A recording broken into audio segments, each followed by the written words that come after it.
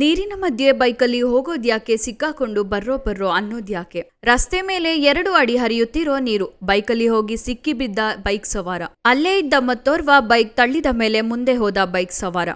ಕೊಪ್ಪ ಪಟ್ಟಣದ ಚೌಕಿ ಬಳಿ ಘಟನೆ. ರಸ್ತೆ ಮೇಲೆ ಹರಿದ ಕೊಪ್ಪ ಹೊರವಲಯದ ಮುಸುರೆ ಹಳ್ಳದ ನೀರು. ಕೆಸವೆ ಸಿದ್ದರಮಠ ಗ್ರಾಮದ ಸಂಪರ್ಕ ಸಂಪೂರ್ಣ ಬಂದ್. ರಸ್ತೆಯ ಮೇಲೆ ನಿಂತ ಸುಮಾರು 2 ಅಡಿ ನೀರು. ರಸ್ತೆ ಬದಿಯ ಹೊಲ, ಗದ್ದೆ, ತೋಟಗಳು ಜಲಾವೃತ. ನಿರಂತರ ಮಳೆಯಿಂದ ಮಲೆನಾಡಿಗರು ಕಂಗಾಲು. ಚಿಕ್ಕಮಗಳೂರು ಜಿಲ್ಲೆ, ಕೊಪ್ಪ ತಾಲೂಕು. ಮಳೆ ಹಿಂಗ್ ಹಿಂಸೆ ಕೊಟ್ರೆ ಜನ ಬದುಕೋದಾದ್ರೂ ಹೇಗೆ? ಮಲೆನಾಡ ಮಳೆ ಅಬ್ಬರಕ್ಕೆ ಜನರ ಬದುಕೆ ಜಲಾವೃತ. ಹೊಲ, ಗದ್ದೆ, ತೋಟ, ಮನೆ, ರಸ್ತೆ, ಓಣಿ. ಮಳೆರಾಯ ಯಾವುದನ್ನೂ ಬಿಡ್ತಿಲ್ಲ. ಮಳೆರಾಯ ಎಲ್ಲೆಂದರಲ್ಲಿ ಮನಸ್ಸೋ ಇಚ್ಛೆ ನುಗ್ತಿದ್ದಾನೆ. ಮಳೆ ನೀರು ನೋಡ್ತಾ ಮೂಕ ಪ್ರೇಕ್ಷಕನಾಗಿ ನಿಲ್ಲೋದಷ್ಟೇ ಮಲೆನಾಡಿಗರಿಗೆ ಉಳಿದಿರೋದು. ರಸ್ತೆಯಲ್ಲಿ 1-1.5 ಅಡಿ ಎತ್ತರದಲ್ಲಿ ಹರಿಯುತ್ತಿರೋ ನೀರು. ನದಿಯಂತೆ ರಸ್ತೆಯಲ್ಲಿ ಅಬ್ಬರಿಸಿಕೊಂಡು ನೀರು ನುಗ್ಗಿದ್ರೆ ಮನುಷ್ಯ ಏನ್ ಮಾಡ್ತಾನೆ? ಕಳಸ, ಕೊಪ್ಪ ತಾಲೂಕಿನ ಮಳೆಗೆ ಮಲೆನಾಡಿಗರ ಬದುಕು ಮೂರಾಬಟ್ಟೆ. ಬಸರಿಕಟ್ಟೆ, ಡೋಬಿಹಳ್ಳಿ, ಬಿಳಾಲುಕೊಪ್ಪ, ಅಬ್ಬಿಕಲ್ಲು, ಬಾಳೆಹೊಳೆ, ಜಯಪುರದಲ್ಲಿ ಭಾರೀ ಮಳೆ. ಚಿಕ್ಕಮಗಳೂರು ಜಿಲ್ಲೆ, ಮಲೆನಾಡು ಭಾಗದ ತಾಲೂಕುಗಳು.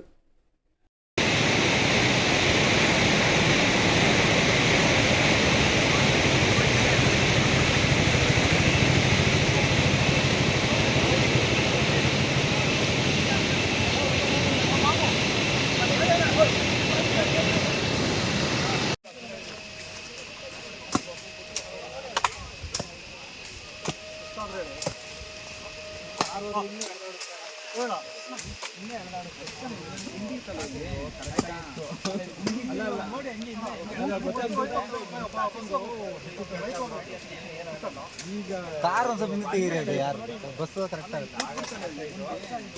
ಪೂರ್ತಿ ಇದನ್ನು ಪೂರ್ತಿ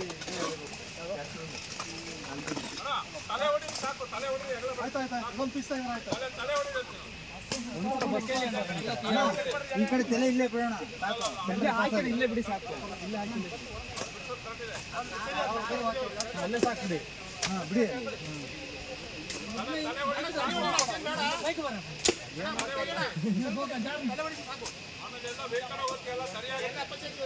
ಬಡಿಲಿ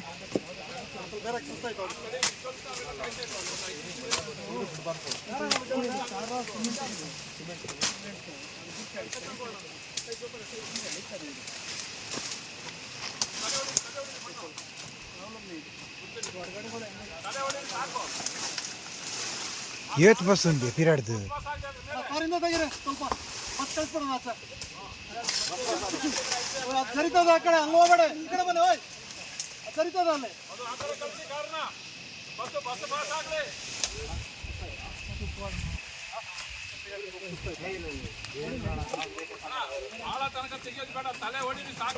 ಸಾಕು ಬರಲ್ಲ ಬಸ್. ಕಾರಿಂದ ತೆಗೀರಿ.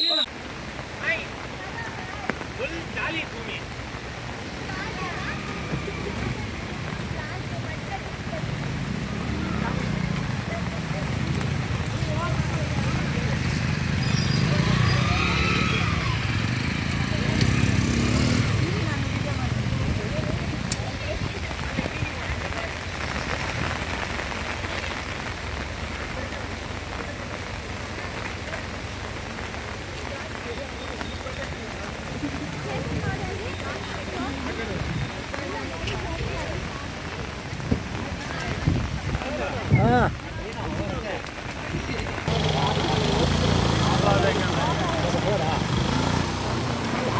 ಬೇಕಿತ್ತು ಅವನಿಗೆ.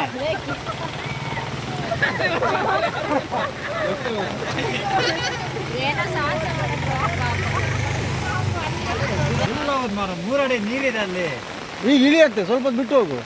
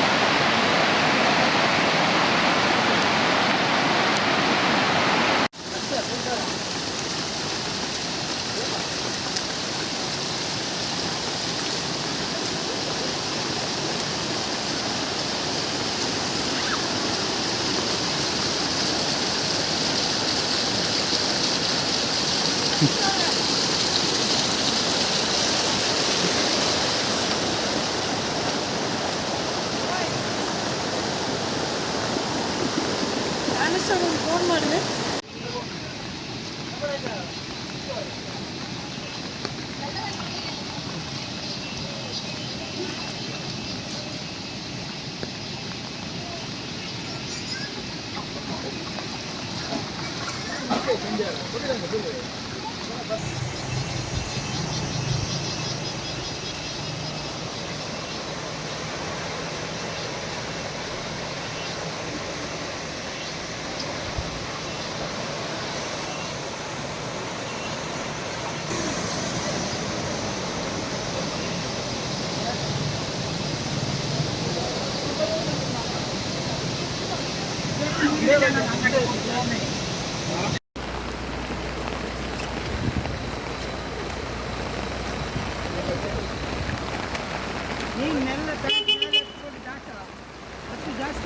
Ano mo kalite? ಸಮಾಚಾರ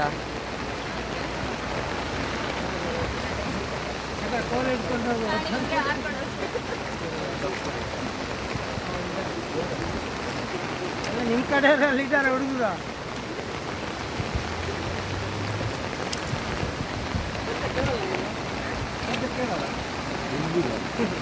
ಕಾರ್ ನೋಡ್ತಾ